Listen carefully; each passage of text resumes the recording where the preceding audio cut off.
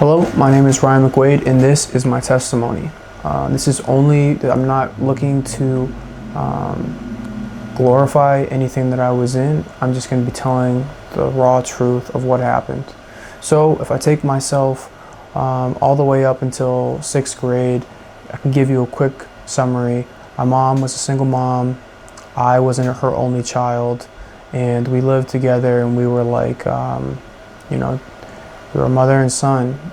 Some of her relationships weren't based in Christ, and the people and the things that we were exposed to, they weren't the best for me and my development. They weren't the best for her.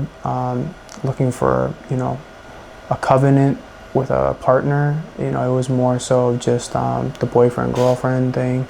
But that's not my story to tell. My story is my story. So that's kind of a little bit of the background that I came from. Some people that she was involved with.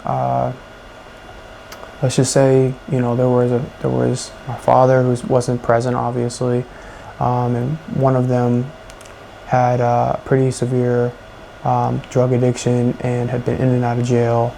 And there was more stories. I just don't really care to get into it too much. So that was what I was exposed to.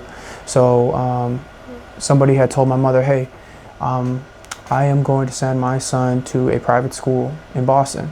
And so for me, I had been really good friends. This family had taken really good care of me. They had always had me over, and they always took me on vacations with them. And my mom had made sure that I was always, even though she was a single mom, she worked extremely hard. And she always put me in like the best school system that she could, or she moved to the best town that she could to make sure that I could have the resources that I would need to be able to make a good situation for myself. And that was great. But you can't really make up a missing link in the family, especially when there's stuff going on at home. So unfortunately, this parent had said, hey, I'm going to send my son to this school, and I think you should send Ryan there too. And since my mom works really hard, she was able to get me into this school. And it was a good, and it was eye-opening for me. I had grown up in a suburb of Boston, probably like a little bit under an hour away. I didn't really get much exposure to different cultures, different ideas, and different kids that maybe had come from a similar family background to me without a father in their life. So for me, I'm now going and taking the train into school. I'm seeing kids with different backgrounds. I'm seeing kids with different family situations and different histories and different mindsets. So for me, that was great.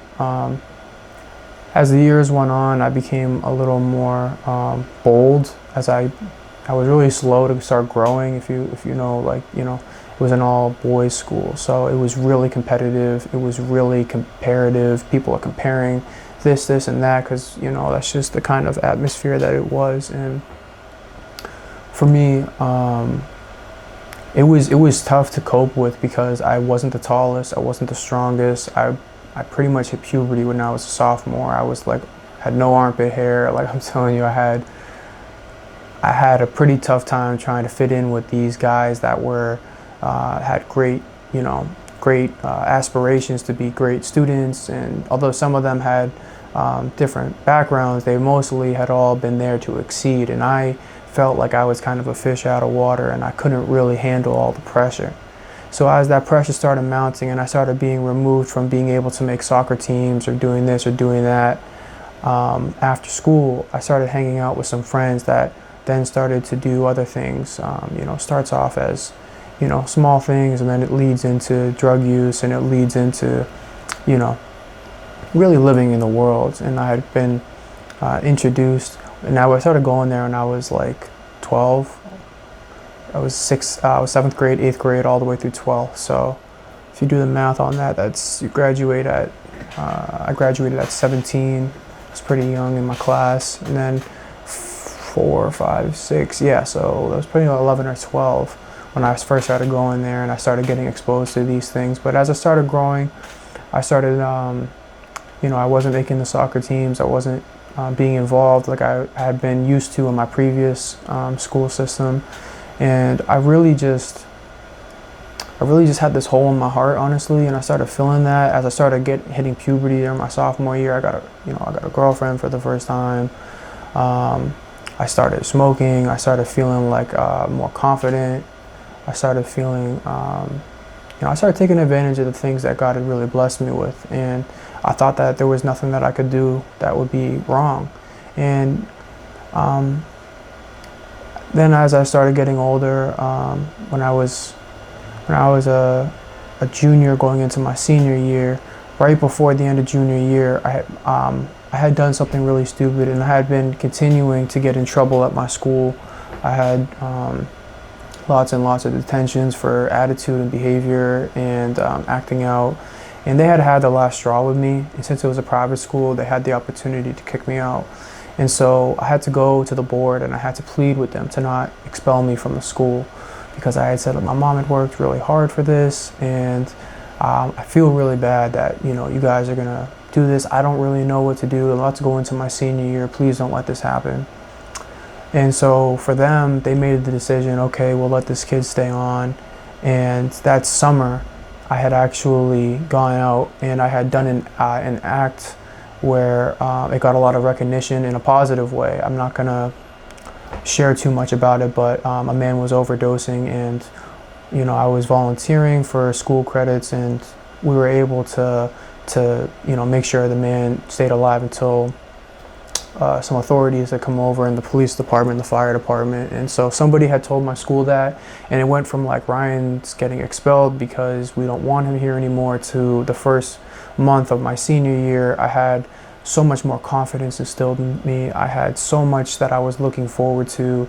I was like, okay, I actually have been, recognized. I've been affirmed. I felt like, I didn't go out and tell anybody this. I just went to work the next day, but it's still, somebody said, this kid did this and that. So that was a great moment for me, because it was great. And that's kind of when the enemy kind of really put me in the headlock. It really tightened his grip on my life, because I was still sinning. I was still living a life where I was sleeping with people without, obviously being in a marriage at that point, so I was still doing drugs. I was still being influenced heavily by the hip hop culture, and just men, just toxic masculinity, that this is how you treat these people, and this is what you say when you get in an argument, and this is what you do when you don't agree with that person, and all these different things. And so for me, I kind of began to think to myself, I'm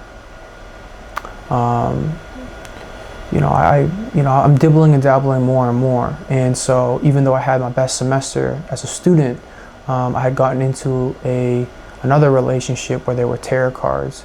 And so for me, this is now taking a jump from, being under the covering of, the private school that I was in, and God's grace really being over me as like a single child, and being my mother's not a widow, but she was a single mother, and she had never been married to my dad. So, I had always felt like that kind of covering, like I felt like a kind of closeness to God, but I didn't really know him personally. And so it's like the first time that I felt like the covering was off, and I started going down a really dark path. I started getting tattoos before I graduated high school, and like for my mom, that was a cardinal sin. And I actually got my tattoos going out to visit my dad for the first time. So this girl right after I had the best semester, this girl started reading me tarot cards, and I started getting in a physical relationship with her. She had come from a super dark background as well, super traumatic family history, and I just started getting involved with people that were also lost as kids, and it was just a really sad time. I ended up going with my dad to Vegas because I didn't want anything to do with school or college. I wanted to just figure out, what am I going to do? Who am I? I'm just going to go figure this out and go see my dad. And when I went out to visit him in a different state, let's just say that I wasn't really prepared. He wasn't really prepared. And I got out and got tattoos on my hands. They're not terrible, but as a mom, that's a single mom trying to raise her son, you could tell my mom wasn't very happy about that. But for me, I needed some guidance, and I didn't really have that. And the people that I were going to in the pop culture, they were all tattooed, and they were all living this lifestyle that I thought would be something that I might want to do for myself. And so I started going down that road. I wanted to become a rapper, and I started writing raps in school, and I started, telling my friends that I'm gonna be this, and that. And before I know it, I barely graduate. I'm in and out of mental health institutions because my mom ends up telling, the school and the police that, since she has custody over me, she didn't really think that I was in the right mental frame, and she wanted to try to, and it just turned into like this spiral. Well, then I didn't trust my mom, and then I was going back to school. People were asking me where I was, and then I was going back to fly and see my dad, and I'm getting tattoos, and then I got another tattoo on my arm that said King on it. And that's my name, Ryan's Little King. But I got it for myself. I didn't think that I could do any wrong. I thought that I was this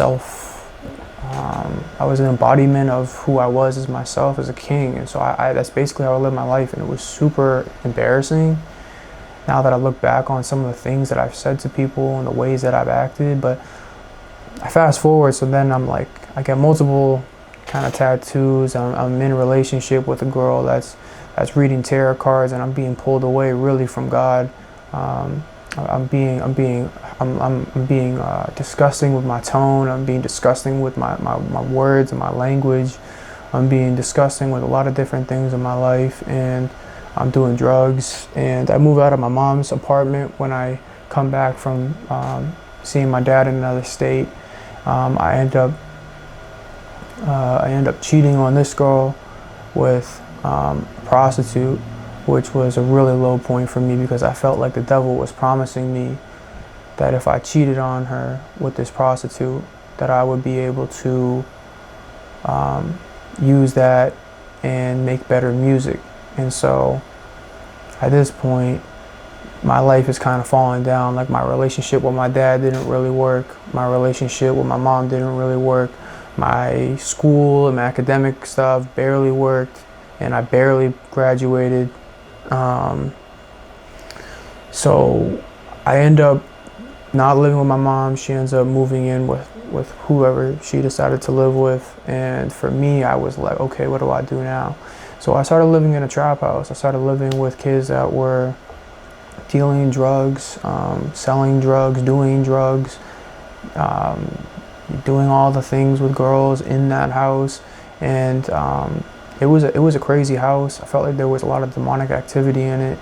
I could feel like this presence whenever I would be downstairs. Like, everybody else would sleep upstairs and I would sleep downstairs or on the floor. I made a song, Meet Me at the Door, talking about this song, talking about that experience in that house. A friend of mine that was in that house committed suicide. I had another friend committed suicide. But I'm kind of jumping ahead here, but yeah, this house was not a good house. It actually ended up burning down after I left this house. So I ended up deciding to leave this house. People were doing ketamine, cocaine, smoking, drinking, selling drugs. Like, it was being watched under, like, some of the packages that were going there were being seized by, the government and the police, and it was just bad. And then we ended up robbing somebody, and then the person had a gun, and then they ended up, it was a lot for me that I was just like, whoa, I just went from being in like a private school, like, doing all this, and now I'm just kind of like thrown into the fire here, and I'm kind of like being exposed to things that I never thought I was going to be exposed to.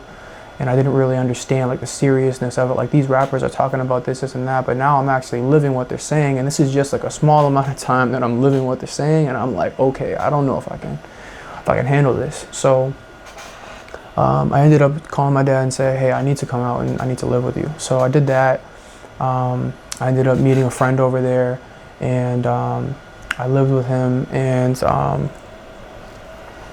he introduced me to his friends, and he was in a gang, and he had been he was like one of the initiators of the gang. And so they kind of like took me under their wing. And I had from being awarded an award that I had in my junior to my senior year for helping that man. I was recognized at the State House, the City Hall in Boston.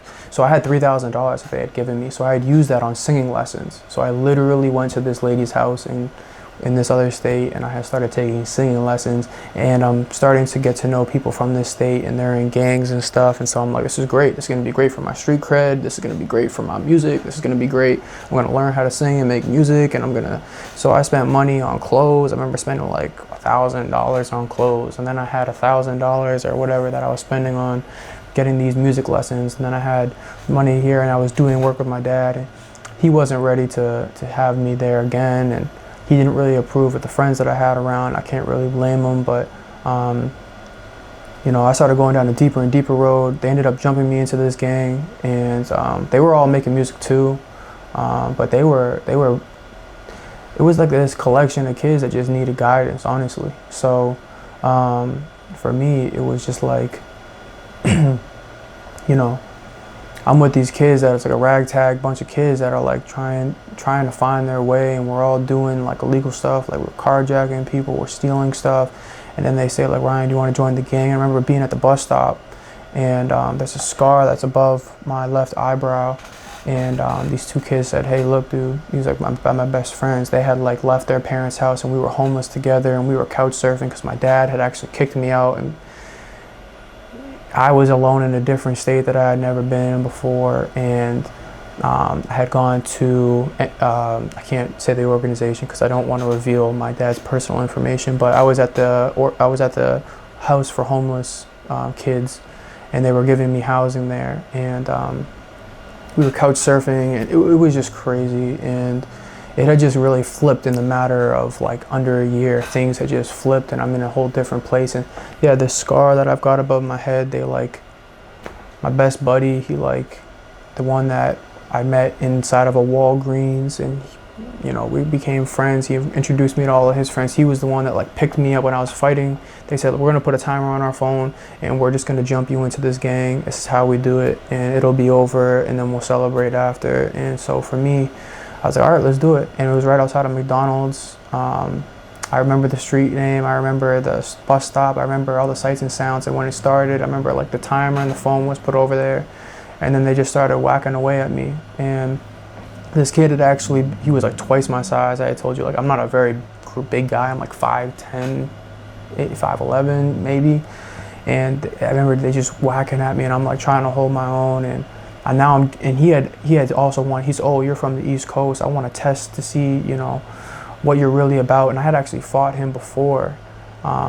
He had like punched me in my eye, and I could feel like the liquid in my eye going like I felt it, and I was like, whoa. And it was like the first time I was really being challenged, besides the kid that we jumped back in where I lived. And I always it was out of my element. I'm not really a fighter, honestly. But I ended up like willing myself, and he's like twice the size. He was like 6'2", 6'3", huge kid. People called him Mike Tyson, so if that gives you an idea of mini Mike Tyson. So I mean, this kid was huge, and he was, I don't know if he was a killer or not, but he was saying language that suggested something like that. But he was like my best friend, and we hung out all the time. We smoked together. We lived in the next door neighbor apartment complex before I left, and he was the one that ended up like slamming me on the ground. And I remember like everything got dizzy. He like picked me up and he slammed me as I'm fighting this other kid. I'm trying to fight both of them, and I just remember like going like this, and I remember like looking in my hand, and it was like the whole skin from like the middle of my forehead to my eyebrow, the skin was peeling down, and there was just a wound that was just straight in, and I had to get a lot of help trying to get this to blend back into my forehead. And I have pictures I could throw up on the screen. I don't even know if I want to do that. It's in the Meet Me at the Door video, or it's in the When I Was Lost video on my YouTube channel. It's something that I'm not really trying to glorify at all, but if you want to look at it, that's over there. But it was it's my wife calling. I'll call her back. My forehead was like peeling over, and this for like the 3 inches of my forehead was like peeling over. So I ended up going to the McDonald's bathroom, and I had felt like super dizzy, and that was like the first time I had felt like God had like kind of like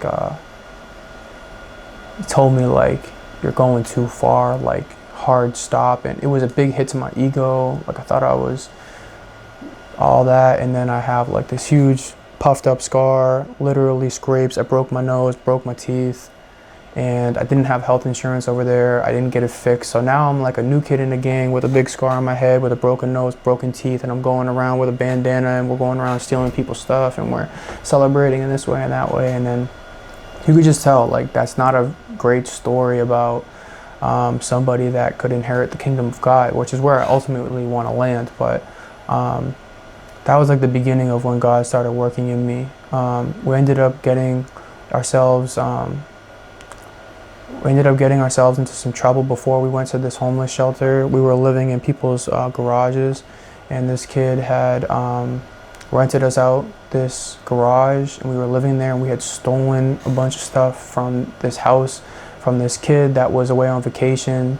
And I didn't know this kid, but the people that I was around, they were all like, kids were literally ordering Ubers from this kid's house. They went to go steal stuff from his house. They ordered Ubers to leave, and we didn't have Ubers. We didn't have anything like that. So the house was open. We just put like Louis Vuitton belts, Jordans. I don't know if it was this kid's Jordans, his dad's Jordans. We just had like a bunch of bags full of like True Religion jeans and Jordan. And it's like, then we put it all in this garage, and I just remember sleeping on the couches in there, and I was having like this pile of stolen items, clothing and all that. And like, we were just so stupid because we did that down the street, and then we like would wear them as we were living our day-to-day life in the same area. So it really wasn't smart. It really was not smart at all. So the activities we were getting in weren't smart. He gave us like a car, and then we ended up stealing that car when he told us not to use it anymore. He ended up getting into a fight. My buddy that ended up jumping me and giving me the scar, he was still my best buddy, and I still loved him. And he was one of the kids that ended up committing suicide. I now have 2 friends that have committed suicide because of the weight of the enemy, and the mental health crisis that we have for young men in America is crazy. But he ended up taking a hammer, and he ended up swinging it at this kid. I see it on the ground, and I'm throwing it. The police gets called, and guess what? I just graduated high school, and since I graduated, I had my birthday's in July, so this was well past then. I ended up getting arrested because I was 18, and everybody else got like citation warnings, and me and this kid that jumped me, we were the only 2 that ended up going to jail. And so we ended up going to jail for like one night, getting cited, and they ended up releasing us. But since it was weird, we were just moving into this homeless shelter, but at the same time we like took this kid's car, so we were like in between. But since I missed my curfew at the homeless shelter, they ended up telling me that I couldn't stay there and my buddy couldn't stay there. So now like everything has just failed. I had nowhere else to go, and honestly, like, my mom was like, Ryan, you need to come home. So she was able to get me a hotel, and I stayed in this hotel. And I remember living in that hotel, or staying in that hotel for like 2 nights before I got a flight home. And because she had known my dad had kicked me out, and I didn't really tell her how I was getting by or who I was living with or what I was doing. But at that point I had nowhere else to turn, so I had to turn back to my mom after she kicked me out, and I said, hey, look, I need help. And she did give it to me. So I was living in this hotel for like 2 days, and this kid just comes to me and he tells me some really personal information that, and he had like some issues, and that were pretty evident that people knew about. But he obviously wasn't coming with me back to Boston, so he was just going to be there with all those issues in that place. And so as I was living in this hotel, I opened the drawer, and there was a Bible in there. And I had thought, if there is any point in my life that I need this Bible, it's right now. So I steal the Bible from the hotel, I stuff it in my bag, my duffel bag, and then this kid drops me off at the airport. And I remember the hug that he gave me. It was the last time that I would ever see him. And I remember the hug that he gave me, and he started crying. And I just remember thinking, like, hey man, I'm gonna be back. Once I get my bread up, once I get some money, I'm gonna come back and, because that was my goal. I was going to come back with some money in my pocket, and we were going to continue to do what we were doing. And I remember him crying. I remember me getting on the plane, and I remember reading my Bible on the plane, and I remember all that. And so I had gone back home, and I had still been trying to make music. I had still been trying to make it. I had made this song that ended up being kind of, this regular pop song, hip hop that was kind of catchy, and I made it. And that night that I made it, right before I went into the studio, my best friend had texted me and said, I need you to get me an Uber to here, and here back to the homeless shelter, because they had just allowed him to stay there again, and they had forgiven his curfew absence.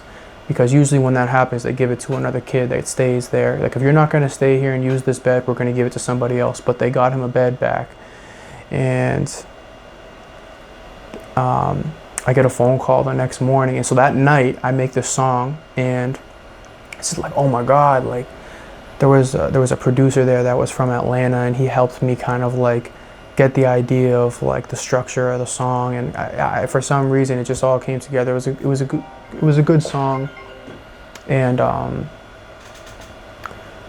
it just wasn't godly, so I ended up deleting it. But it was not good, but it sounded like what all the songs people wanted them to sound like.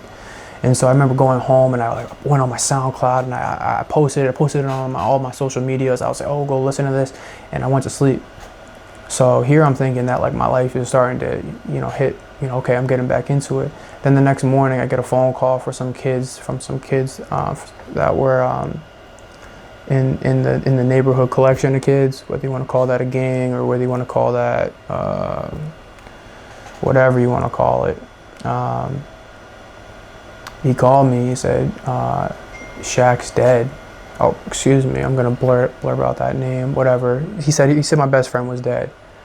And I was like, what happened? He said he committed suicide. I'm like, no, that's not true. Like, I had just gotten him an Uber going back to the homeless shelter.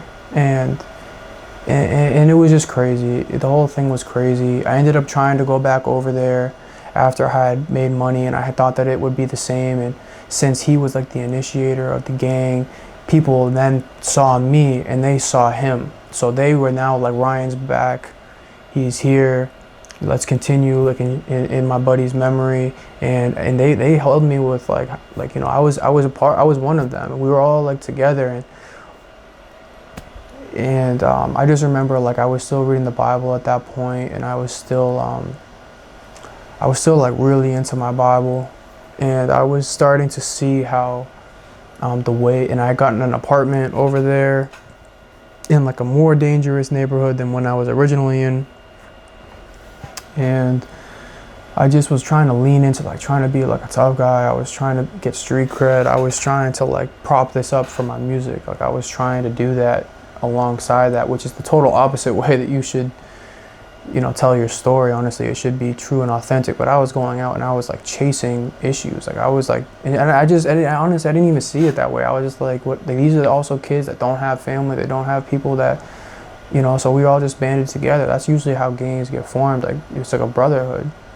So I just really started reading my Bible, and the Holy Spirit really started to convict me. And this kid was in like a stolen car, and I remember him telling me like, it was without license plate, and it was just super sketchy. And he was one of my buddy's best friends too, and he was a little bit higher up, and he was just like, hey, listen, let's go over here, let's go to this location.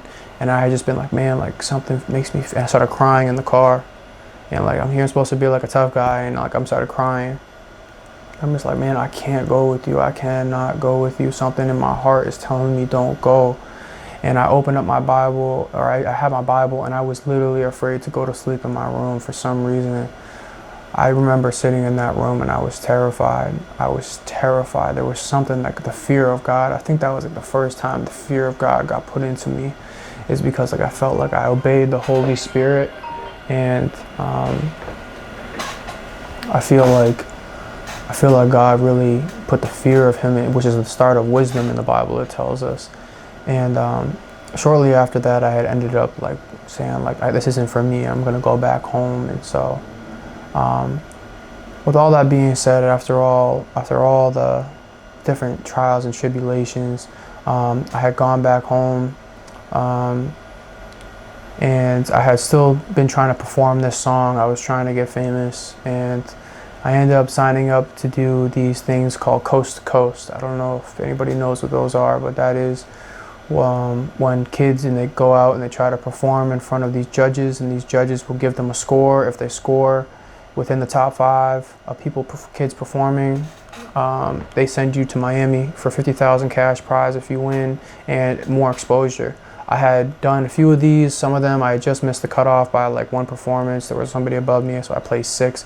And this one I ended up placing in the top 5. So I had gone down to I had gone to Tampa to do a performance. I had done a performance in that place that I was in the city that I was in. So once I left there, I did one in Tampa, and then I was going to do one in Connecticut.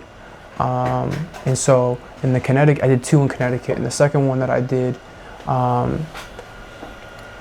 it Rhode Island or Connecticut? My memory is kind of foggy, but I remember I got into the event early. And I remember getting on my knees, and I said, God, if you allow me to place in the top whatever, this would be great.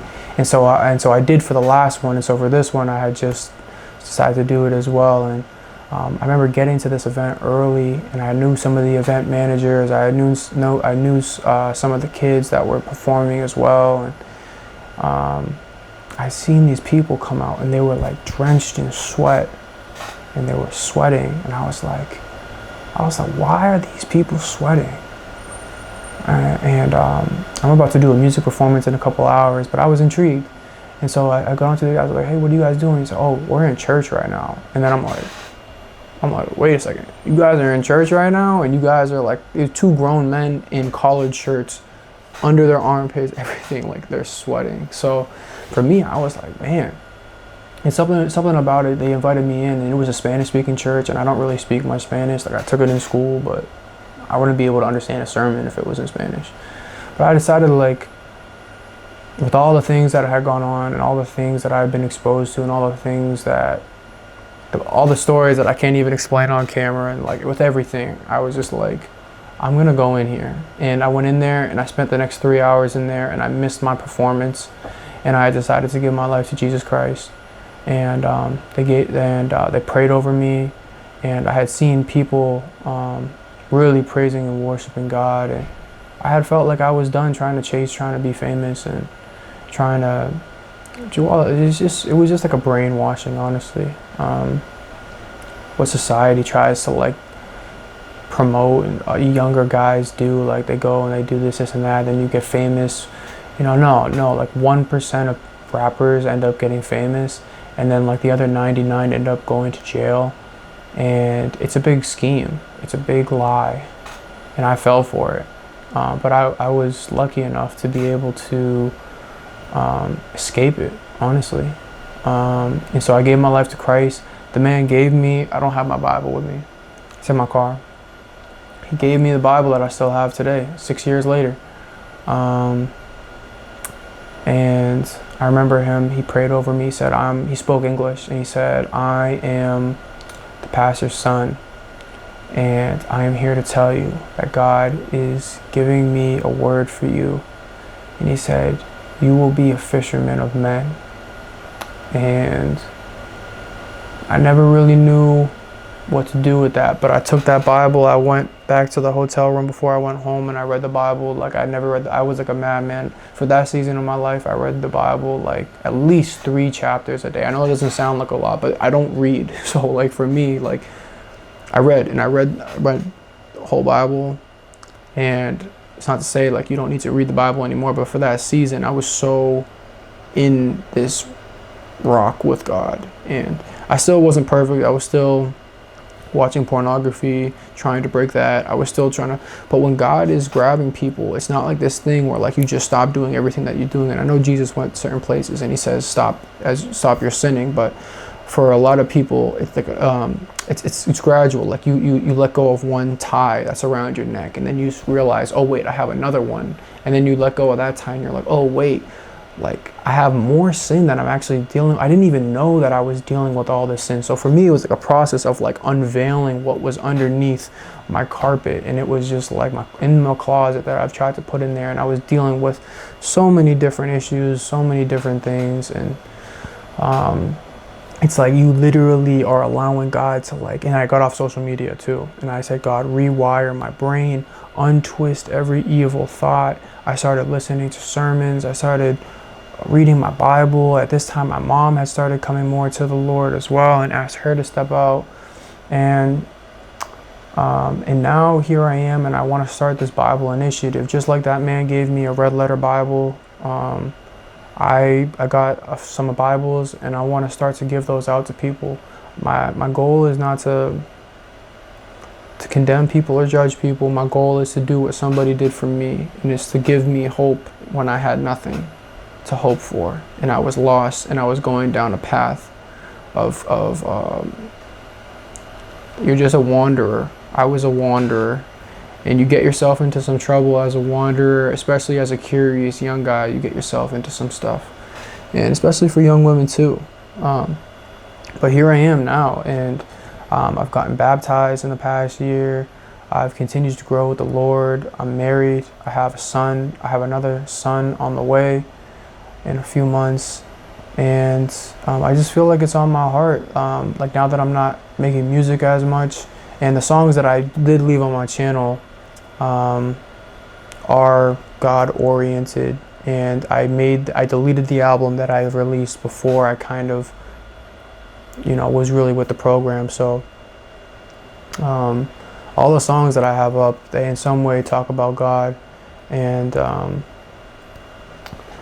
my relationship, and trying to balance that. So I just feel like the calling, like I edit videos for work, you know what I mean? I feel like I should be participating. I don't want to, so the three things, I don't want to be lukewarm, right? That's something that I want to be bold in my faith. Like I don't want to go off of what God wants me to do, but I also want to really embrace what He does want me to do, and I want to be somebody that fulfills that prophetic word of my life, which was to be a fisherman of men. I want to embrace that. The second thing is I want to use my skills that God has blessed me with, and the third thing is that I do not want to leave anything on the table. I don't want to leave anything on the table when I look back at my life, and I want to feel like I went all out in the right ways, not the wrong ways. And so I went all the way out when I was a child of the enemy and when I was an enemy of God. But now that, for the grace of God, He has brought me close to Him, and He has revealed His Son to me, and that Jesus Christ is my Lord and Savior. I'm covered with His blood, I'm filled with His Spirit, and I'm ready to spread the good news. And so with that attitude, I'm going to try to be as Christ-like as I can, and I hope I could do that. And that is my testimony. So here I am at 25. All that stuff happened from like the earlier ages, and I started coming to Christ in 2019. So it was like a journey that I've been on for like 6 years now, that now I feel like it's an appropriate time for me to really take a step up and take on the challenge of spreading the good news. So yeah, we'll hand out Bibles every single Sunday. I'm going to leave where I go to church, and instead of watching football, instead of doing just the regular hangout that we usually do, I just feel like why would I not go out and use one of my free days now that I have children and a wife to actually, be active. And I miss creating content, like with my songs and stuff. Like I miss that as well, and I felt like it was a perfect pairing. So that is my testimony. I hope that this can help one person. I hope that it can help one young man say, hey, you know what? I'm going to leave my life of sin and trying to be something that somebody else or other people are trying to push on me, because there's so many things pushed on kids right now, and when you don't have the ability to understand, it's a lot. So I hope this helps one person. Thank you. My name is Ryan McWade, and I will see you after this Sunday, after I give away those Bibles. And I'm going to try, I'm kind of not sure how it's going to work, but I'm going to trust and be faithful that we're going to try to get some footage of that and for the the goodness that's going to be shared, I want to also put that online. And I feel like that would be something that would be great if we could build the community that can continue to inspire people and continue to lead people toward Christ. And so I'm just going to try to capture it. So this is capturing my testimony, and I'll try to capture some other great things as well that can help people.